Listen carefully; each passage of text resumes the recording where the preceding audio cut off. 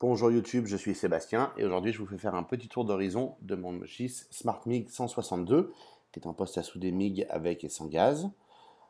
Il est très jaune, mais c'est la couleur de GIS. Son principal défaut à mon sens, c'est ce AB Min Max qui ne permet absolument aucune finesse de réglage, qui pourtant aurait été bien pratique pour travailler sur de la tôle fine. Malgré son prix de plus de l'ordre de 400 euros, soi-disant en promotion, mais toujours à 400 euros depuis que je l'ai acheté il y a plus de 3 ans. Ce poste ressemble beaucoup à du poste d'origine chinoise qu'on peut trouver dans tout type de marque chez tous les revendeurs bricolage et sur Amazon et sur eBay, mais qui soit marqué GIS tout simplement pour un peu de marketing. Rétrospectivement, j'aurais dû investir un peu plus et acheter le modèle au-dessus ou faire un peu plus de recherche et acheter directement le modèle chinois qui est moitié moins cher.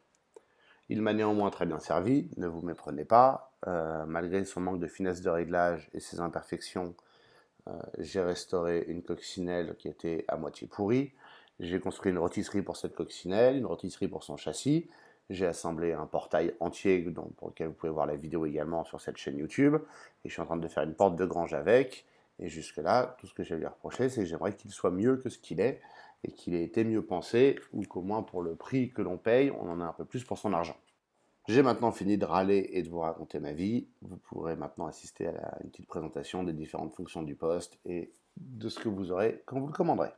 Voici le panneau de face où on peut choisir l'intensité du courant avec AB, Min et Max, et la petite molette pour définir le débit du fil, ainsi qu'un tableau pour vous guider sur quoi faire comme réglage selon les matériaux et épaisseurs et le fait que vous ayez du gaz ou non. Sur le côté, on trouve la possibilité d'inverser les courants pour le gaz ou sans gaz. Ça, vous avez pu le voir dans une autre vidéo que j'ai faite sur ce poste. L'interrupteur principal est derrière. Et sur le côté, vous retrouvez les informations techniques ainsi que le pourcentage de soudure pour 10 minutes selon l'ampérage utilisé. Mais comme l'ampérage c'est AB 1000 max, pas facile d'appliquer ça à la réalité.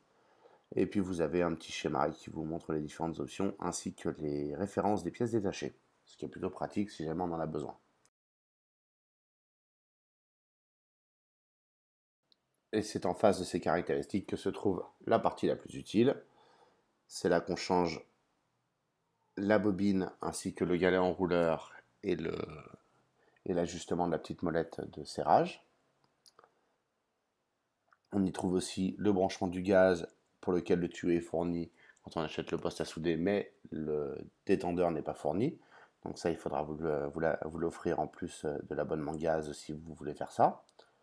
La bobine est retenue par un petit bouchon en plastique vissé, ainsi que par un axe en caoutchouc que l'on peut compresser avec un morceau métallique au bout. Et le galet est simplement tenu en place par une vis et vous avez l'ajustement. Pour ce qui est de la torche, elle fait 1,60 m, la mienne. Ça peut varier selon les kits que vous achèterez. C'est un modèle assez basique, mais plutôt solide puisqu'il a survécu sans jamais être vraiment très bien traité.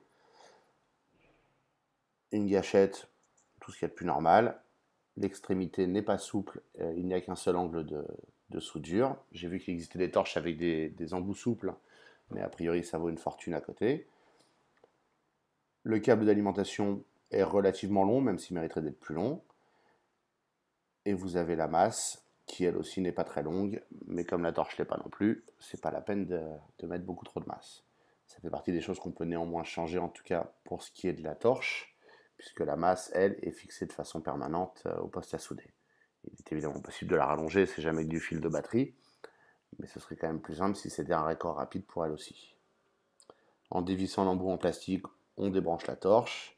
Et là, vous pouvez voir le connecteur rapide universel. A priori, on peut acheter de nombreux accessoires, de nombreuses torches qui vont sur ce connecteur.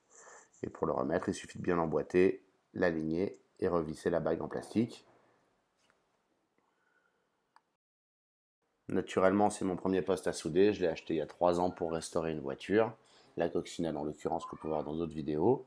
Il m'a très bien servi, mais je peux pas spécialement dire qu'il soit un excellent poste à souder. Parfois, le fil s'en mêle dans le galet d'entraînement. Parfois, le galet d'entraînement se met à glisser et il faut le nettoyer à cause de la poussière. Il est un petit peu bruyant, mais c'est pas dramatique.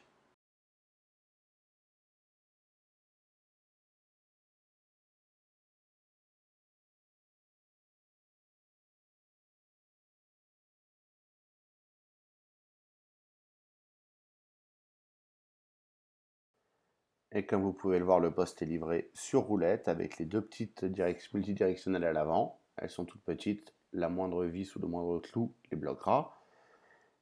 Et à l'arrière, il y a ce petit chariot qu'il faut assembler quand on achète le poste, qui vient se fixer et qui vous permet de poser la moitié de la bouteille de gaz que vous achèterez. J'ai mis une 2 mètres cubes pendant un certain temps que vous pouvez voir dans d'autres vidéos.